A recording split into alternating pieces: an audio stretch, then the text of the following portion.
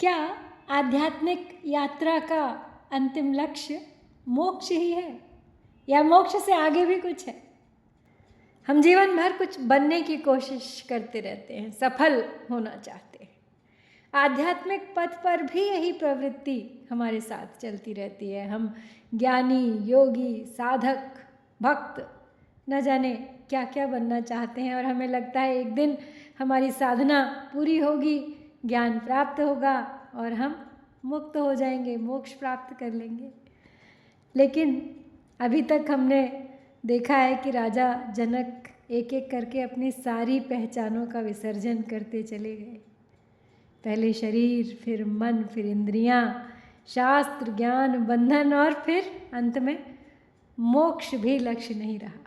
सब मानो उनके अनुभव के सामने अपना अर्थ खोने लगे और अब उनकी उड़ान और भी ऊंची हो गई है।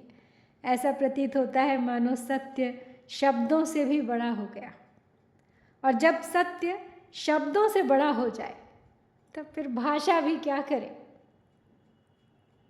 शायद यही कारण है कि किसी भी महापुरुष की अभिव्यक्ति को अंतिम नहीं कहा जा सकता। प्रत्येक ऋषि, प्रत्येक संत, प्रत्येक ज्ञानी अपनी अनुभूति के अनुसार उसी सत्य की ओर संकेत करता है, पर शब्द स्वयं कभी सत्य नहीं बन सकते। आज राजा जनक उन धारणाओं को भी पीछे छोड़ देते हैं जिनके सहारे हम पूरी आध्यात्मिक यात्रा करते हैं। संसार, मोक्ष, योगी, ज्ञानी, साधक, सिद्धि, ये सभी अब केवल पड़ाव बनकर रह जाते हैं, क्योंकि जहाँ अद्वैत का प्रत्यक्ष अनुभव हो जाए वहाँ पाने के लिए कुछ भी शेष नहीं रहता। आज के ये 5 श्लोक, आज हम 6 से 11 5 श्लोक पढ़ेंगे। ये केवल दार्शनिक विचार नहीं है, ये उसी अनुभूति की घोषणा है जहाँ जानने वाला भी विलीन हो जाता है, खोज भी समाप्त हो जाती है और केवल शुद्ध अखंड चैतन्य शेष रह जाता है। तो आइए साक्षी बनते हैं जनक जी की इस और भी ऊंची उड़ान के और समझने का प्रयास करते हैं कि अष्टावक्र जिस अंतिम सत्य की ओर संकेत करते हैं वो वास्तव में क्या है। क्वा लोकम क्वा मुमुक्षुर्वा क्वा योगी ज्ञानवान क्वा बद्धः क्वा च वा मुक्तः स्वस्वरूपे अहम द्वये। स्वयं का रूप अद्वय, मैं स्वयं ही ज्ञान हूँ। कहाँ बद्ध और मुमुक्षु द्वैत के द्वंद्वरत विज्ञान हूँ। अपने अद्वय यानी दूसरे से रहित स्वरूप में स्थित मेरे लिए क्या संसार है और क्या मुक्ति की इच्छा, कौन योगी है और कौन ज्ञानी, कौन बंधन में है और कौन मुक्त है। Established as non-dual reality, there is no world or desire for liberation. There is no yogi or seer, no one bound or liberated. इस श्लोक में एक शब्द आया है द्वय। द्वय का अर्थ है दुई, दूसरापन। तो अगर सृष्टि के क्रम का जो शास्त्रों में वर्णन हुआ है उसे देखा जाए तो उसमें आता है कि उसने इच्छा की मैं एक हूँ, बहुत हो जाऊँ। अब एक से बहुत होने में नाम और रूप की बहुत बड़ी भूमिका थी। नाम और रूप में भिन्नता फिर और झलकने लगी। अब रूप जो है वो आमतौर पे तो दृष्टि का विषय, आँखों से देखा जाता है, लेकिन बहुत गहरे में अगर देखा जाए तो ये सभी विषयों से जुड़ा हुआ है। तो अब वो जो एक परम शक्ति थी वो नाना रूपों में बट गई, अनेक हो गई। और रूप के बीच की जब वास्तविकता को अनुभव किया गया तो फिर अनेकता जो थी वो ओझल हो गई। समझ में आ गया कि अलग अलग तो दिख रहा है लेकिन असल में है वो सब एक ही। लेकिन अगर संसार की दृष्टि से जब इसको देखा गया तो उनका लक्ष्य कुछ और था। उनका लक्ष्य था कि संसार सुव्यवस्थित रूप से चले। तो संसार में भी एक निश्चित सीमा तक इस अभेद की खोज की गई, उसे स्वीकारा गया। लेकिन अब संसारी तो अपनी सीमा से आगे बढ़ नहीं सकता। उस सीमा से आगे बढ़ने में उन्हें भय था कि संसार कहीं लुप्त न हो जाए, और उनकी इस खोज का उद्देश्य संसार को चलाना था, उसे खोना तो नहीं था। लेकिन आध्यात्म को किसी का डर नहीं। आध्यात्म ने उन सब सीमाओं को पार किया। उसे संसार के बनने बिगड़ने से भी कुछ लेना देना नहीं था। वहाँ तो केवल सच को जानना ज़रूरी था। और जब ये खोज अपने अंतिम रूप पे पहुँची तो वो घटा जो बड़ा ही आश्चर्यजनक था। वहाँ द्वैत का, द्वि का कोई स्थान नहीं था। वहाँ तो केवल अद्वय की स्थिति थी, अद्वैत की। वहाँ रूप नहीं था, स्वरूप नहीं था, वहाँ तो स्वस्वरूप था। स्वरूप में फिर भी पर का भाव है, द्वैत का भाव, लेकिन स्वस्वरूप में कोई अद्वैत नहीं। स्वस्वरूप में आत्मभाव है। तो ये श्लोक आध्यात्मिक जीवन की सबसे बड़ी धारणा पर प्रश्न चिन्ह लगा रहा है। हम सोचते हैं कि संसार एक ओर है और मुक्ति दूसरी ओर। पहले हम बंधे हुए हैं, फिर साधना करेंगे और फिर मुक्त हो जाएंगे। लेकिन जनक कहते हैं कि जब मैं अपने अद्वैत स्वरूप में स्थित हूँ तब न संसार है न मोक्ष की इच्छा। ध्यान दीजिए, वो ये नहीं कह रहे कि संसार दिखाई नहीं देता। वो कह रहे हैं कि संसार अब बंधन का कारण नहीं रहा, संसार अब बांधता नहीं। इसी प्रकार योगी और ज्ञानी भी केवल भूमिकाएं हैं।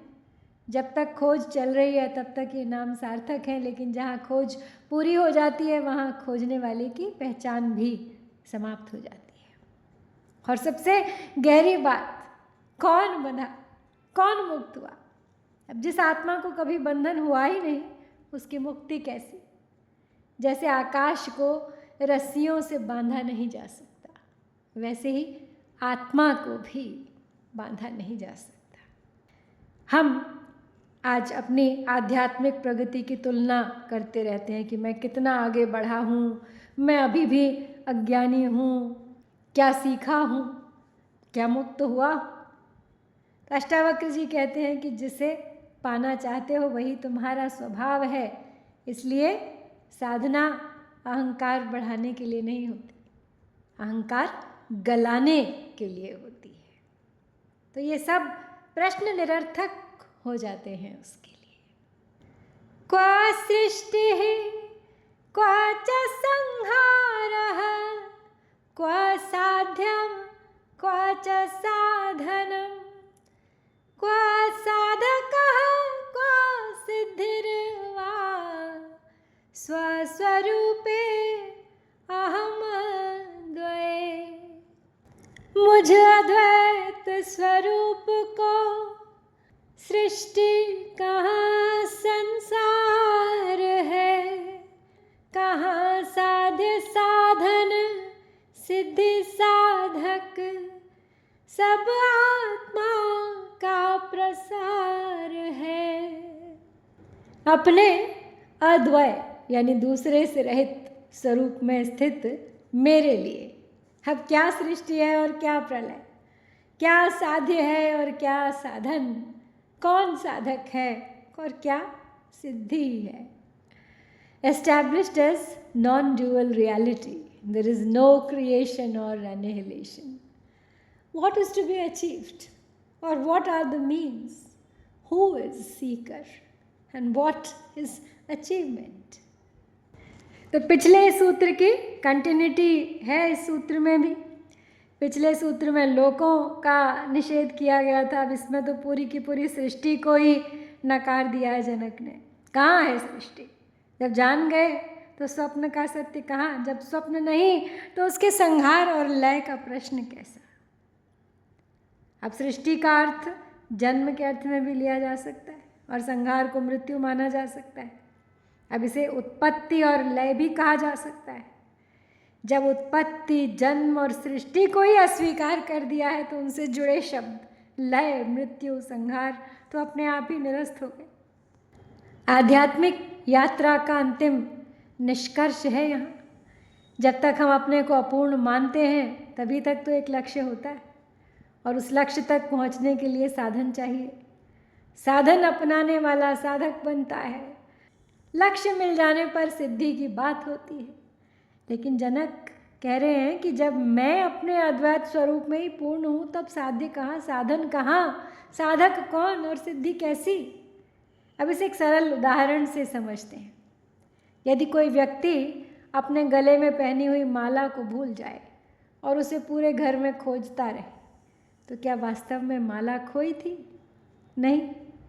खोज समाप्त होने पर माला प्राप्त नहीं होती, केवल ये भ्रम समाप्त होता है कि वो खो गई थी। आत्मज्ञान भी कुछ ऐसा ही है।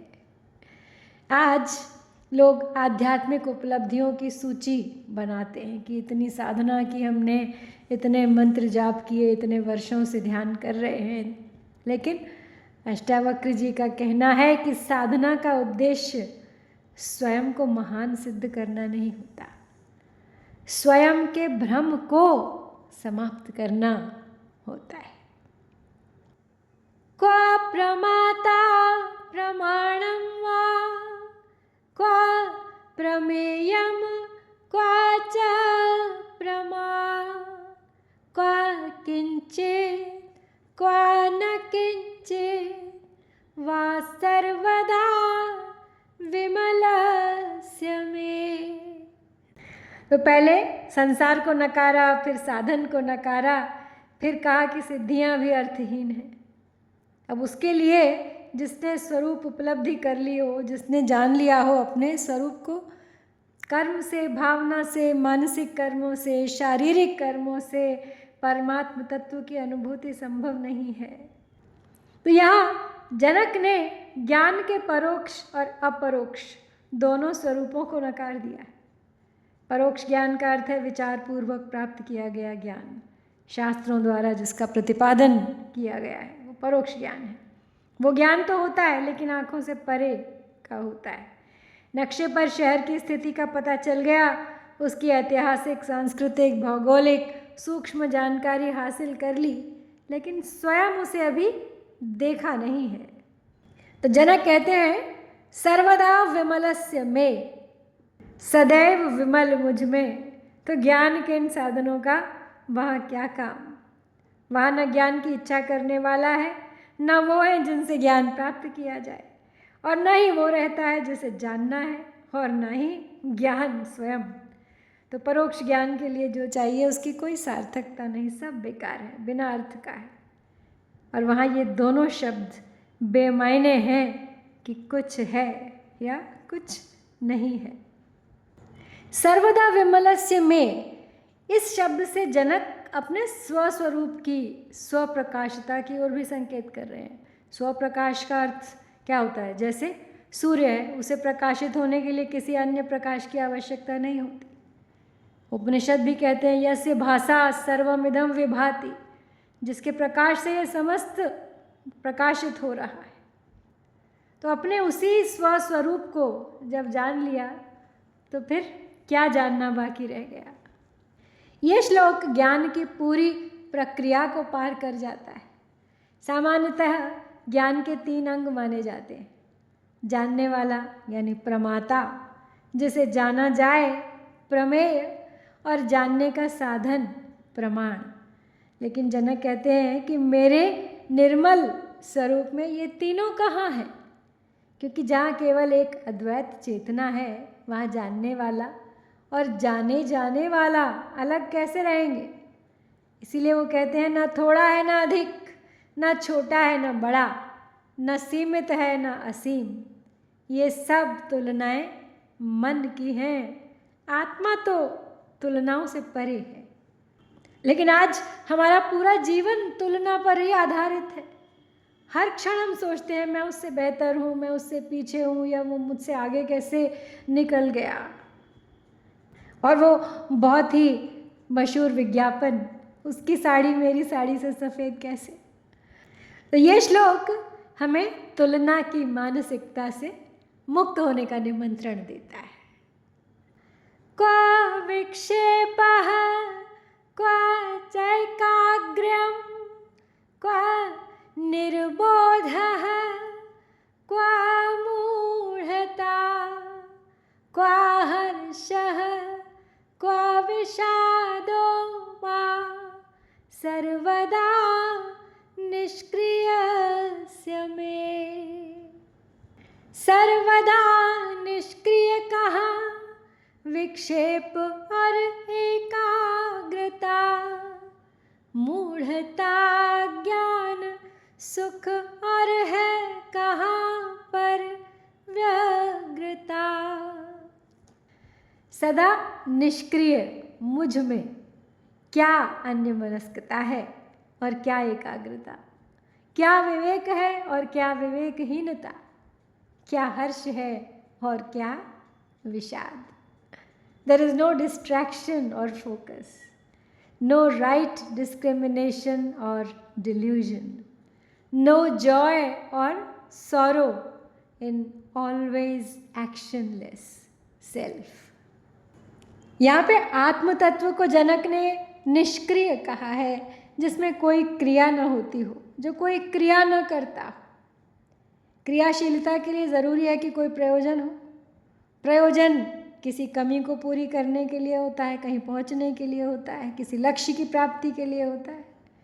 लेकिन आत्मा को तो पूर्ण कहा गया है।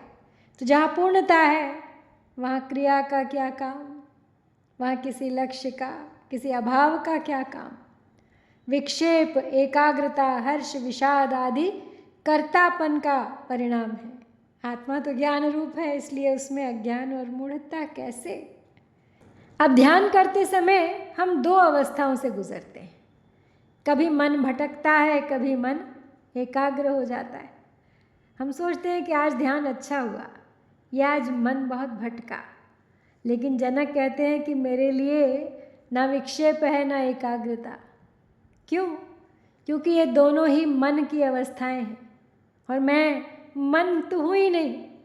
इसी प्रकार न ज्ञान का गर्व है, न ज्ञान का दुख, न हर्ष है, न विषाद, क्योंकि ये सब केवल तरंगे मात्र हैं और मैं तो हूँ विशाल समुद्र। हम अपने मूड के अनुसार अपनी पहचान बना लेते हैं। आज प्रसन्न है तो अच्छा लगता है, कल दुखी है तो स्वयं को असफल समझ लेते। लेकिन अष्टावक्र जी कहते हैं कि भावनाएं आती जाती हैं, तुम तो उनके साक्षी मात्र हो। बस साक्षी बनकर इसी तरह अपने स्वरूप में स्थित रहो। क्वचैष व्यवहारो वा क्वच सा परमार्थता, क्व सुखम क्वच वा दुःखम, निर्विमर्शस्य मे सदा। वृत्ति ज्ञान शून्य स्वरूप, अब मुझ में कहाँ व्यवहार है, सुख कहाँ और दुख कहाँ, परमार्थता से पार है।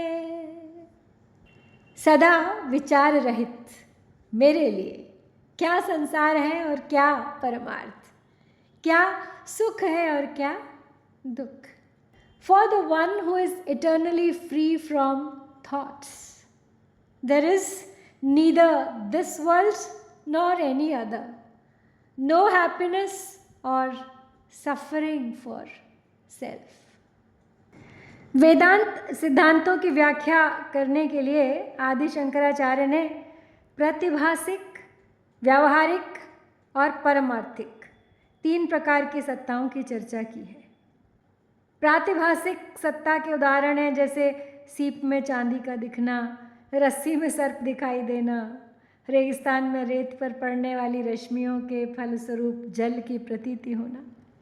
तो जब दिखती है तो सच लगती है जैसे स्वप्न, लेकिन जैसे ही उसकी जानकारी होती है तो भ्रम टूटता है।